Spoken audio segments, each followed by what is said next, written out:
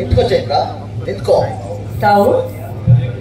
I am Garuda, sub inspector Garuda ಅಂತ. ಅದಾಗೆ ನನ್ನ ಹೆಸರು ನಿಮಗೆ ಹೇಗೆ ಗೊತ್ತಾಯ್ತು ಅಂತ ಆಶ್ಚರ್ಯನ? ನಿನ್ನ ಗಂಡ ರೌಡಿ, ಅವನ ಜನ್ಮ ಕುಂಡಿಲಿ ನನ್ನಲ್ಲಿರುವಾಗ ನಿನ್ನ ಬಗ್ಗೆ ನಾನು ತಿಳಿದುಕೊಳ್ಬೇಕಲ್ಲವೇ? ನನ್ನ ಗಂಡ ಕಾನೂನಿನ ದೃಷ್ಟಿಯಲ್ಲಿ ರೌಡಿ ಆಗಿರ್ಬೋದು, ಆದ್ರೆ ಜನಗಳ ದೃಷ್ಟಿಯಲ್ಲಿ ದೇವತಾ ಮನುಷ್ಯ. ಹಾಗಂತ ನೀನ್ ತಿಳ್ಕೊಂಡಿದ್ಯಾ ಚೈತ್ರ, ನೀನ್ ತಿಳ್ಕೊಂಡಿದ್ಯಾ? ಬಟ್ ನಿನ್ನ ಗಂಡ ರೌಡಿ, ಅವನ ಹಿಂದೆ ತಿಳಿದಿರೋದ್ರಾಗ ಅವನೊಬ್ಬ ದೊಡ್ಡ ರೌಡಿ ಅಂತ ಗೊತ್ತಾಯ್ತು. ನೋಡಿ, ದಯವಿಟ್ಟು ತಾಳಿ ಕಟ್ಟಿದ ನನ್ನ ಗಂಡನಿಗೆ ಪದೇ ಪದೇ ರೌಡಿ ಅಂತ ಕರಿಬೇಡಿ ಪ್ಲೀಸ್. ಇಲ್ಲ ಚೈತ್ರ, ಇಲ್ಲ. ಕಾಲಿನ ಕಣ್ಣಿಗೆ ಬಟ್ಟೆ ಕಟ್ಟಿರ್ಬೋದು, ಆದರೆ ಈ ನನ್ನ ಹೃದಯದ ಕಣ್ಣು ಯಾವತ್ತೂ ಕೂಡ ಆಗಿಲ್ಲ. ಅದಕ್ಕೆ ಅನ್ಸುತ್ತೆ ಪ್ರತಿ ಘಳಿಗೆಯಲ್ಲೂ ನಿಮ್ಮ ಕಾನೂನು ನನ್ನ ಗಂಡನನ್ನು ಕೊಲ್ಲಲು ಮುಂದಾಗಿದೆ ಅಂತ ಅಲ್ವಾ ಸರ್? ಆದಷ್ಟು ಬೇಗ ನಿನ್ನ ಗಂಡನ ನಿರಪರಾಧಿ ಸಾಬೀತುಪಡಿಸು, ಮತ್ತೆ ನನ್ನ ಜೀವನ ಚಿಗುರಂತೆ ಮಾಡುವೆ ಚೈತ್ರ. ನಿಜವಾಗ್ಲೂ ಸರ್, ಯಾಕಂದ್ರೆ ನನಗೂ ಒಂಟಿಯಾಗಿ ಬಾಳೋದು ತುಂಬಾನೇ ಕಷ್ಟ ಆಗ್ತಾ ಇದೆ. Don't worry Chaitra, don't worry.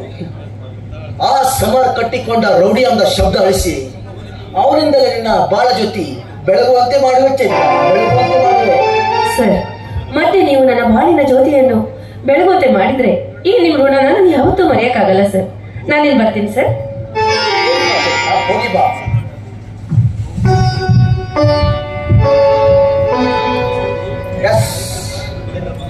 ಈ ಚೈತ್ರ ಮಾಸದ ಕೋಗಿಲೆ ಚೈತ್ರ ಎಂಬ ಒಂಟಿಯಾಗಿ ಬಾಳೋದು ನನಗೇನೋ ಸರಿ ಇಲ್ಲ ಅನ್ಸ್ತದೆ. ನನ್ನಂತ ದಕ್ಷ ಅಧಿಕಾರಿಯನ್ನ ಇವಳೇನಾದ್ರೂ ಸತಿಯಾಗಿ ಬಂದಿದ್ರೆ ನನ್ನ ಜೀವನಕ್ಕೆ ಸಂತೋಷವೇ ಇರ್ತಿಲ್ಲ. I love Chaitra, I love you.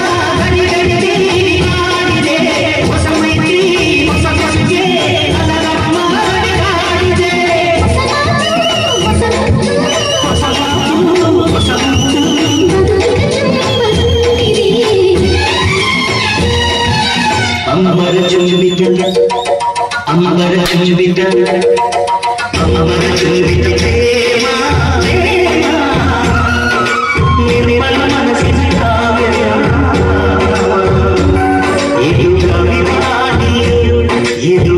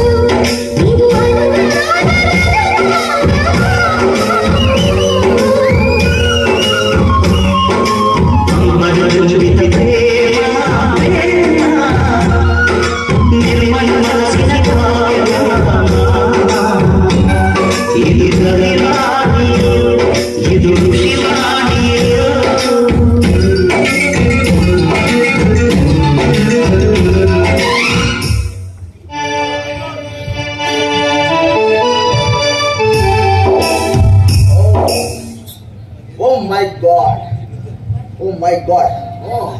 ಆದಷ್ಟು ಬೇಗ ಈ ಚೈತ್ರನ ಬಾಳು ಬೆಳಗಿಸಿ ಈ ಸಮರ ಏನು ಈ ರೋಗಣ ಯಾರು ಅಂತ ಮುಂದಿನ ಅಧ್ಯಾಯದಲ್ಲಿ ತೋರಿಸಲೇಬೇಕು.